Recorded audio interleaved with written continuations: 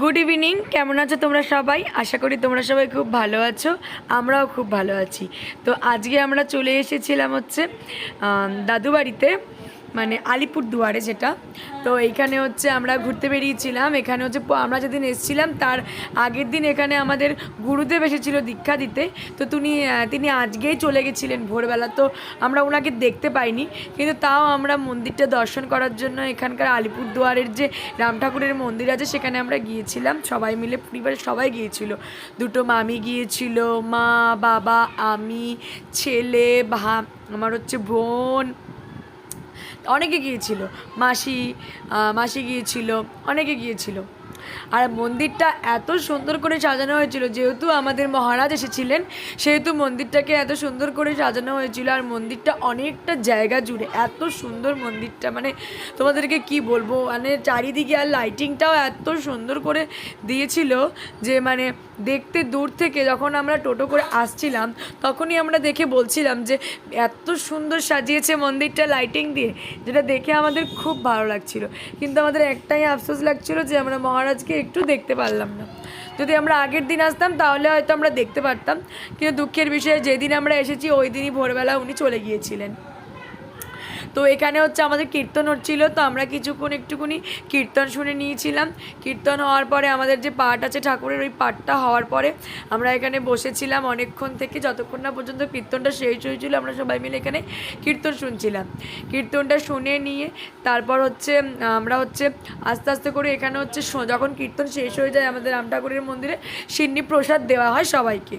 তো ওই সিন্নি প্রসাদ নেওয়ার আগে আমরা ভাবলাম যখন কীর্তন হয়ে গেছে সামনের দিকে গিয়ে আমাদের গুরুদেবকে ভালো করে দর্শন করে আসি, তারপরে এসে আমরা লাইনে দাঁড়াবো। আর ওই দিকে তোমরা যেটা দেখতে পাচ্ছ লাইটিং দিয়ে সাজানো, ওইটা হচ্ছে আমাদের গুরুদেবের শয়নকক্ষ।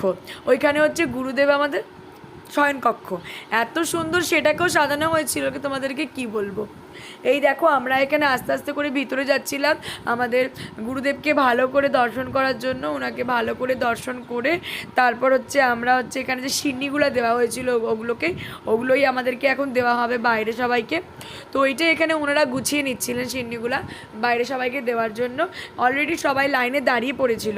তো আমরা হচ্ছে মন্দিরটা ভালো করে একটু ঘুরে নিয়ে, ওইদিকে মন্দিরের অফিস ছিল, মন্দিরটা একটু ভালো করে ঘুরে নিয়ে তারপর হচ্ছে আমরা সবাই মিলে দাঁড়িয়ে পড়েছিলাম লাইনে। তো আমাদেরকে অনেকক্ষণ থেকেই লাইনে রাখছিল, যেহেতু যদি লাস্টের দিকে সিন্নি শেষ হয়ে যায় ওই জন্য। তো এরপর আমরা লাইনে দাঁড়িয়ে পড়লাম সিন্নি নেওয়ার জন্য। তারপর আমরা সিন্নি নিয়ে এই যে আমাদের যে গুরুদেবের শয়নকক্ষ সেটা ভালো করে একটু ঘুরে দেখলাম, তোমাদেরকেও দেখালাম। দেখে নাও শয়নকক্ষটা এত সুন্দর বানানো হয়েছে।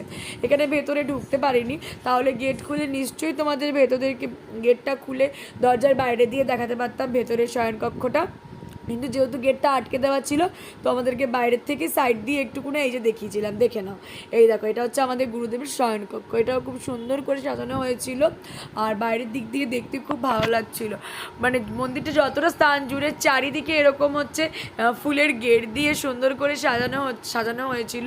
তো আমরা সিন্নি টিনি নিয়ে, এটা হচ্ছে মানে ঢোকারও রাস্তা বেরোনোর রাস্তা, কিন্তু আমরা ওই সাইড দিয়ে ঢুকেছি, আমরা এই দিক দিয়ে ঢুকিনি। তো বেরোনোর সময় আমরা এই দিক দিয়ে বেরোচ্ছিলাম। আর এই দিকে ফুল দিয়ে এত সুন্দর করে সাজিয়েছিল যে তোমাদেরকে কি বলবো, মানে একদম বিয়ে বাড়ি যেরকম সাজানো হয় চারিদিকে সেরকমভাবে সাজানো হয়েছিল। একদিকে একদিকে ফ্লাওয়ার দিয়ে ডেকোরেশন করা হয়েছিল, টুনি বাল্ব, দারুণ দারুণ অপরূপ। আর এই যে মন্দিরটা দেখতে পাচ্ছ খুব সুন্দর লাগছিল বাইরে থেকে। তো তারপরে আমরা বেরিয়ে গেছিলাম বাড়ির উদ্দেশ্যে। তো তোমাদের ভিডিওটা ভালো লাগে লাইক করে দিও, চ্যানেলটা সাবস্ক্রাইব করে দিও। বা